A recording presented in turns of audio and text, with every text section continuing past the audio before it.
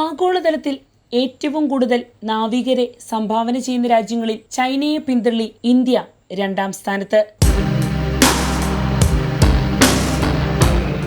നമസ്കാരം, ഞാൻ ജാസ്മിൻ. ആഗോള സമുദ്ര ഗതാഗത മേഖലയിലെ ഇന്ത്യയുടെ വളർച്ചയ്ക്ക് പുതിയ നാഴികക്കല്ല് കൂടി അടയാളപ്പെടുത്തിയിരിക്കുകയാണ്. ലോകത്തിന് ഏറ്റവും കൂടുതൽ നാവികരെ നൽകുന്ന രാജ്യങ്ങളിൽ ഇന്ത്യ ചൈനയെ പിന്തള്ളി രണ്ടാം സ്ഥാനത്തെത്തിയിരിക്കുന്നു. അന്താരാഷ്ട്ര നാവിക സംഘടനകളായ ബിങ്കോയും ഇന്റർനാഷണൽ ചേംബർ ഓഫ് ഷിപ്പിംഗും സംയുക്തമായി പുറത്തിറക്കിയ സീഫറർ വർക്ക് ഫോഴ്സ് റിപ്പോർട്ട് 2026 ഈ നേട്ടം രേഖപ്പെടുത്തിയിരിക്കുന്നത്. റിപ്പോർട്ട് പ്രകാരം നിലവിൽ ലോകമെമ്പാടുമായി സേവനമനുഷ്ഠിക്കുന്ന 3,11,936 ഇന്ത്യൻ നാവികരാണ് വിവിധ രാജ്യങ്ങളിലെ ചരക്ക്, എണ്ണ, യാത്രാ കപ്പലുകൾ ഉൾപ്പെടെയുള്ള കപ്പലുകളിൽ ജോലി ചെയ്യുന്നത്. ഇതോടെ ആഗോള നാവിക തൊഴിലാളികളിൽ ഇന്ത്യയുടെ പങ്ക് 12.16% ഉയർന്നു. ഫിലിപ്പീൻസാണ് ഇപ്പോഴും ഒന്നാം സ്ഥാനത്ത് തുടരുന്നത്. ഇന്ത്യക്ക് പിന്നിലായി ചൈന, റഷ്യ, ഇന്തോനേഷ്യ തുടങ്ങിയ രാജ്യങ്ങളാണ് പട്ടികയിലുള്ളത്. കഴിഞ്ഞ ഏതാനും വർഷങ്ങളായി ഇന്ത്യയിൽ നിന്നും പരിശീലനം നേടിയ നാവികരുടെ എണ്ണം ഗണ്യമായി വർദ്ധിച്ചു വരികയാണ്.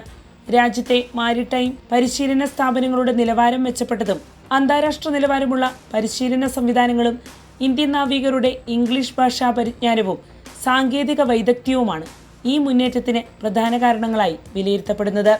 ലോകവ്യാപാരത്തിന്റെ 80% ചരക്കുകളും സമുദ്രമാർഗമാണ് കൈമാറപ്പെടുന്നത്. അതിനാൽ ആഗോള സമ്പദ് വ്യവസ്ഥയിൽ നാവികരുടെ പങ്ക് നിർണായകമാണ്. ചരക്ക് കപ്പലുകൾ, എണ്ണക്കപ്പലുകൾ, കണ്ടെയ്നർ കപ്പലുകൾ, യാത്രാ കപ്പലുകൾ തുടങ്ങി വിവിധ മേഖലകളിൽ ഇന്ത്യൻ നാവികർ ഇന്ന് ശ്രദ്ധേയ സാന്നിധ്യം തന്നെയാണ്. ലോകത്ത് പരിചയസമ്പന്നരായ നാവികരുടെ ക്ഷാമം തുടരുന്ന സാഹചര്യത്തിൽ ഇന്ത്യയുടെ പ്രാധാന്യം ഇനിയും വർദ്ധിച്ചേക്കുമെന്നാണ് റിപ്പോർട്ട് വിലയിരുത്തുന്നത്. പ്രത്യേകിച്ച് ഉയർന്ന സാങ്കേതിക വിദ്യ ഉപയോഗിക്കുന്ന ആധുനിക കപ്പലുകളിലേക്ക് പരിശീലനം ലഭിച്ച ഉദ്യോഗസ്ഥരുടെയും ജീവനക്കാരുടെയും ആവശ്യകത വർദ്ധിച്ചുകൊണ്ടേയിരിക്കുകയാണ്. ഈ നേട്ടം ഇന്ത്യയുടെ സമുദ്രമേഖലയ്ക്ക് മാത്രമല്ല, രാജ്യത്തിന്റെ വിദേശ നാണ്യ വരുമാനത്തിനും വലിയ കരുത്താകും. വിദേശ കപ്പൽ കമ്പനികളിൽ ജോലി ചെയ്യുന്ന ആയിരക്കണക്കിന് ഇന്ത്യൻ നാവികർ പ്രതിവർഷം രാജ്യത്തേക്ക് ഗണ്യമായ വിദേശ നാണ്യം എത്തിക്കുന്നുണ്ട്. കേരളം, മഹാരാഷ്ട്ര, ഗോവ, തമിഴ്നാട്, ആന്ധ്രാപ്രദേശ് തുടങ്ങിയ സംസ്ഥാനങ്ങളിൽ നിന്നുള്ള നിരവധി യുവാക്കളാണ് ഈ മേഖലയിലേക്ക് എത്തുന്നത്.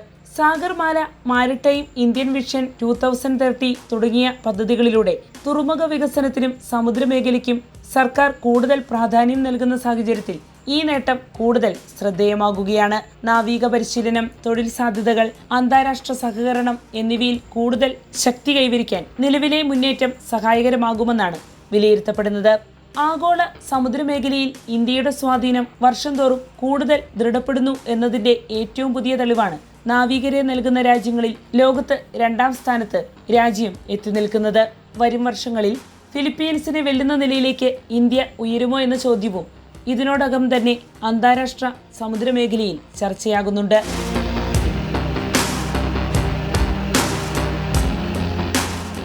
വാർത്തയുടെ നിറം തേടി തനിനിറം.